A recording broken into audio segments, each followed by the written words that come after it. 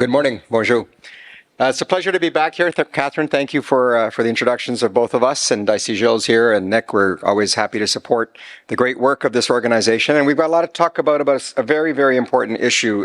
So let's just jump right into it, Matthias. All countries, companies, it would be a small list of those who have not made a commitment to 2050, to getting to net zero. I'm wondering how you feel we're doing given it's 2024.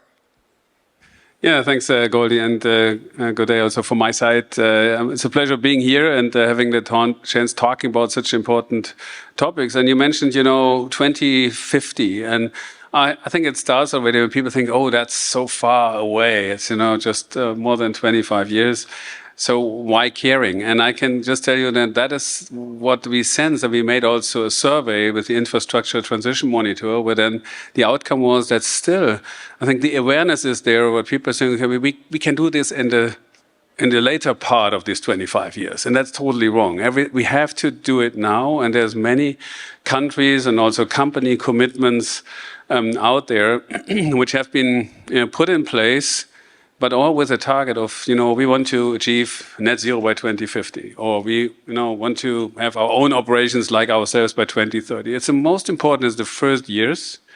Take the technologies that are there. We talk more about this, I'm sure. So the commitments are there, perhaps a little bit too far to the outer years. And the question is, how can we change that?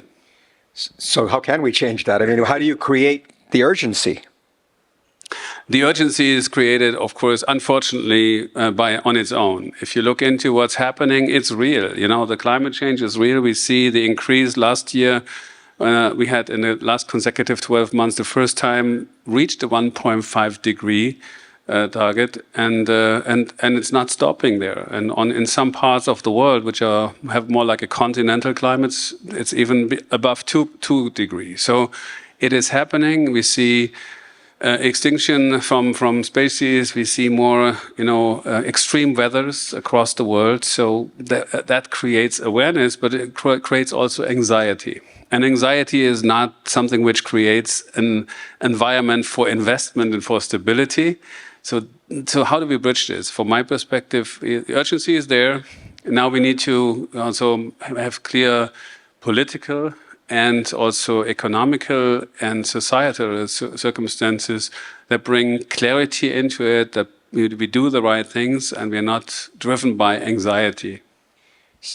You mentioned political, so I thought I would wait for a moment to ask you about the fact that Europe just had a number of elections, and people felt that part of the reason the outcome was what it was issues around immigration, yes, inflation, yes, but also the energy transition. That for many, the costs of bearing the energy transition are just disconnected from their capacity.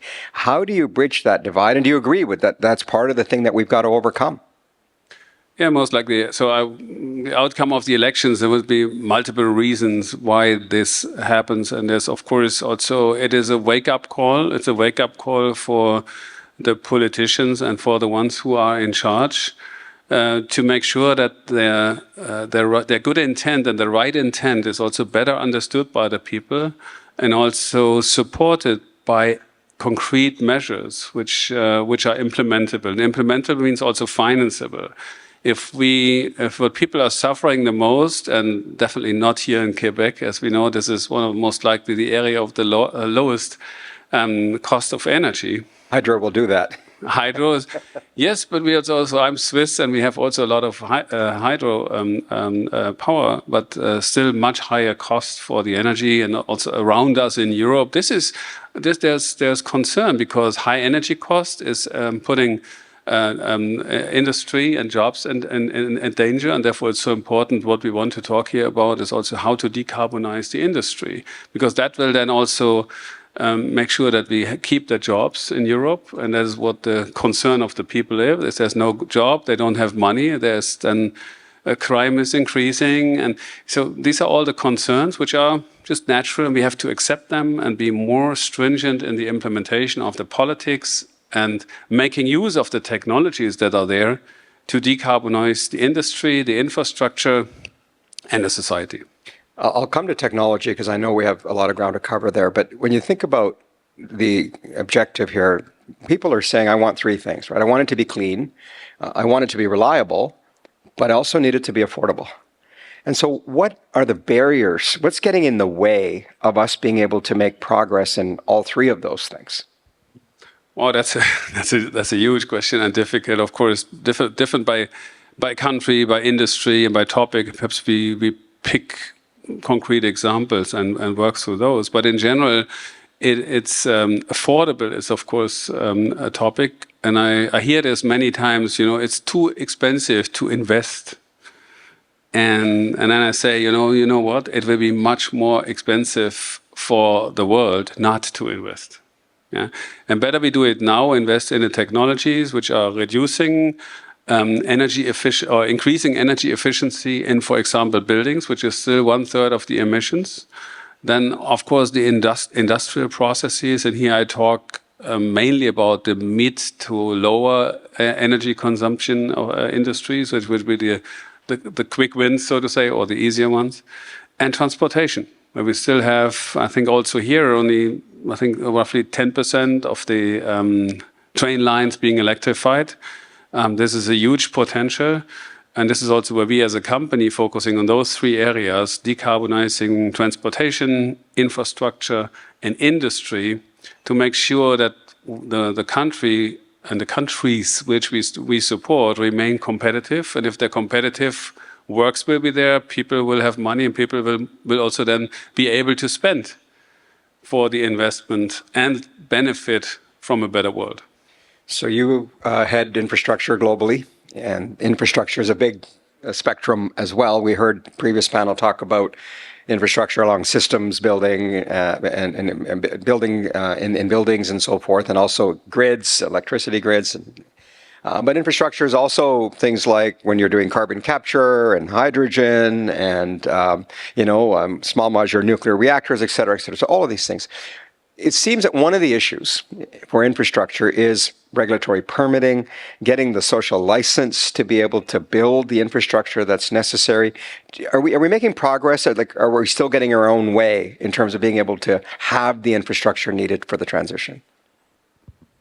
There's an obvious answer to it. We're making progress, but much too slow. So regulative processes, and if you just pick the time it takes to get a permit for an overhead transition line, or for increasing the dam for a hydro power plant, and the like, or to put a wind farm somewhere into near to a city or a village or whatever. So that takes too much time. But it has to be sorted out, and also not by demand, because that will create then again the anxiety I was talking before. So it's about turning this into an opportunity, being much faster. And when you mentioned the technologies, and when I'm, as a CEO for smart infrastructure, I often get asked, what does infrastructure stand for? Of course, there's many definitions of it. In general, it is everybody of us is touching this important infrastructure every day, or is being impacted, be it on your water supply, your energy supply, your transportation, the building heating, cooling, have it comfortable and safe in the environment where you are. And all of this is a combination of what we call in Siemens connecting the real and the digital world. So all of the equipment, the products, the systems, and to achieve the maximum outcome on sustainability and efficiency, you need digitalization, which we have in our what we call our accelerator framework. Digital enables platforms driving the outcome. So the technologies are there, and it will constantly develop. And the last point, as you were referring to hydrogen and to new technologies, what I said at the beginning, people trying to answer that 2050 goal with, we wait for the right technology and then we get started. Yeah, and most likely you heard that a couple of times. Totally wrong. I mean, it's a suggestion being we're becoming totally dependent on the view that technology will solve our problems. Technology is a big problem solver. Of course, that's what companies like ourselves are also here for. But we have the technology today, and we implement them, and then we continue to develop with universities, with also innovation hubs where we also having some around the world with countries. By the way, also here in Quebec and in Canada, we are in discussion and we are talking more about investing into new technologies and driving innovation to cope with the technology. And the exciting one, and not talking about concerns all the time, the exciting one for me as a representative of a technology company and a firm believer into that, is that there is great ideas that will, give us even more opportunities. And 10 years from now, or 15 years from now, I'm totally convinced. Carbon capture, hydrogen, or new battery technologies, which are independent, fuel cells, from rare earths and rare earth and fuel cells. If you judge a technology on the capabilities today, you will totally underestimate the impact for tomorrow. Plus, the emissions are going to increase as population increases and other things. So we are playing catch up a little bit here. Yeah, that's also when, if targets are the decisive part is if targets are being set in absolute terms or in relative terms, relative to the society growth or the economical growth. And this is also what we are facing in the EU taxonomy. If you have a high economic growth, you have also higher emissions, so you have to abate more. So growth is a topic. So we have to have sustainable growth for the planet. Otherwise, we will have the Earth Day even earlier in the year, which will not help us solving the problems.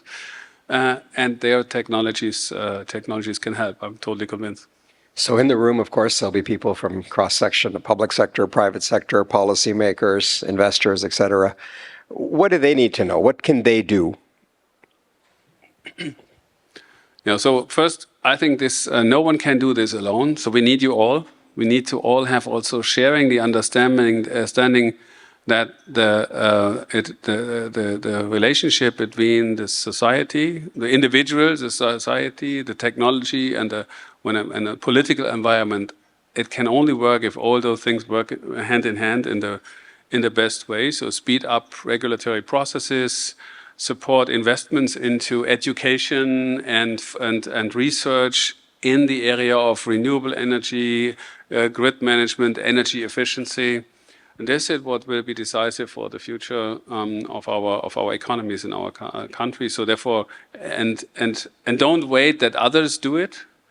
So I would not say, and talking to customers, it's always about what we can do as a company, what the customers' pain points are, and then of course also try to get regulatory processes being speed up and supported. But it's not the one waiting for the other. That would be my best wish for the future. Are we having the right conversations? You think back to the previous decade, a lot of oxygen was occupied by the environmental movement and all the concerns about, rightly so, about the emissions increases, et cetera. But then reality hit. We had a war in Russia. People couldn't get gas. And German Chancellor was here in Canada looking for the transitory fuel that LNG is, which many are looking for. Countries are not just turning on, are building coal plants. So emissions are increasing in Japan and Korea and in India and China. Are we having the right conversations or in terms of the facts? Like, this is not going to be easy. That's where we started, right? This is not going to be easy. Do you think we've reached a place where we're actually having the right discussions and the right conversations? Amongst the right people. So of course, life would be much easier without problems. I think that's true. And now, in all seriousness, what we are facing with the last 4 or 5 years, crises like we would not have imagined it. Like the COVID crisis. Then we had a supply chain crisis, which has not been seen. The energy crisis following the humanitarian catastrophe in the Ukraine and also now in the Middle East. So things that were not foreseeable and visible, but they have an impact on the economy. So would it be easier without them? Of course. Should we stop solving the issues that we can make an influence in? Not at all.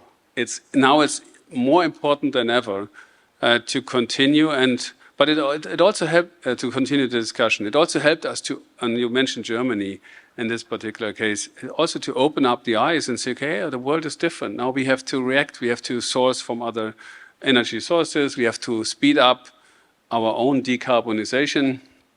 And I'm not saying that every decision was most likely the best and the right one, but this has been taken and implemented. This is focusing on renewable energy integration.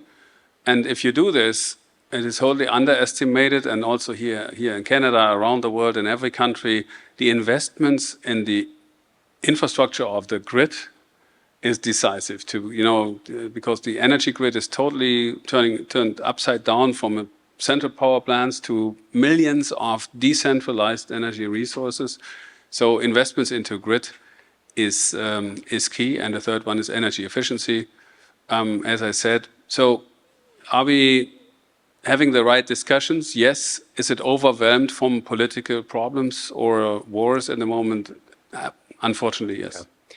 Well, it took a crisis, right, in Germany to realize that we're going to freeze if we don't find an alternate way of replacing the gas that we lost. So I guess the question in part is climate in crisis the way that it might be to the people in this room, to the people who are outside this room? They may not be feeling the same sense of urgency that we started the conversation with. Yes. So because it's more in the public awareness, it's being overwhelmed from the other crisis. Most likely that is true. We have to bring it back where it belongs, but also, manage it as it's not a crisis which will go away short term. It's something that we have to say, okay, this is what we are committed to long term, and therefore, and here then, and you asked me at the beginning about the affordability. If people, and I'm not saying you should increase your prices, but it's about if you don't pay much for the energy, the awareness of saving it and reducing it is, of course, and it's 100% renewable, so why should I? But in other parts of the world, it's not. And there the awareness is increasing again, which is good. We are using not we, but only all of us, politicians, companies, doing all the efforts to raise the awareness and to make sure we can do it. You're in a country, second largest landmass in the world. We don't even have a national electricity grid here. And we're telling people go out and buy cars that we can plug in. Yes. This is going to take time. Do we not have to be honest with people that this is going to take time? Yeah, and we had a discussion just today about it, and that is surprising because in Europe we consider the European grid and the exchange of energy across the border as vital and fundamental. Europe would not work without it, and I know what I'm talking about because being Swiss and living in Switzerland, we are not a natural part of the European grid. We also have to have specific contracts, which are under discussion right now. So not having this in Canada and then the provinces being so different as far as I know, with the almost 100% renewable pretty much here, the European Union in name, let me tell you. New Brunswick, and then or the Atlantic provinces and others, much different though. Most likely, and I don't know if federal initiatives are very much liked in the provinces so much, but I would say something to exchange energy across the provinces would likely help to balance the system and to also benefit from each other and also implement the right measures that we have done in these areas also somewhere else. Let's try and end on a couple of positive notes. I guess first and foremost is what's working. I mean, these are the challenges we've identified. They're big challenges, but surely we made a lot of progress. What's working? And I try to also bring this across when I was saying that I'm optimistic and convinced that we have the right technologies and more technologies to come to solve the problem. I think this is working. But the question is, how do we bring financing into it? So the investment, the willingness to invest is important, so that we can also finance the new technologies being implemented. Otherwise, they won't help us. And I also do see the commitments very positive from each country around the world has a commitment to become net zero. Each company does have that. Every customer I talk to every single day we know almost every time they're starting the discussion with becoming net zero for this facility, for the company, overall, and how we can help them. This is very rewarding when I have then discussions about how we connect the industrial process and the infrastructure process to make a digital twin of the energy system and to make them aware that and show outcomes, savings, and then it triggers also a positive momentum that if then the company leaders see, okay, this is also triggering midterm positive savings and impacts on my P&L, that is happening. And why is that? Because imagine in most of the parts of the world, cost of energy is rising, and we will have 2030 all the commitments out there to be net zero, which will not go in many cases without buying certificates, and certificate prices will surge. So we better be prepared and reduce consumption, increase renewable, and invest into the grid. Any last-minute advice for our participants here in terms of what they can take back to their companies and to their countries on what role they can play? Yeah. So I would say, first of all, act now and don't wait for others. Seek the right partners in the ecosystem to make an impact, and then you will see also positive impact on your environment, your company, and your society. Terrific. Ladies and gentlemen, please join me in thanking Matthias for sharing his wisdom today. Thank you all.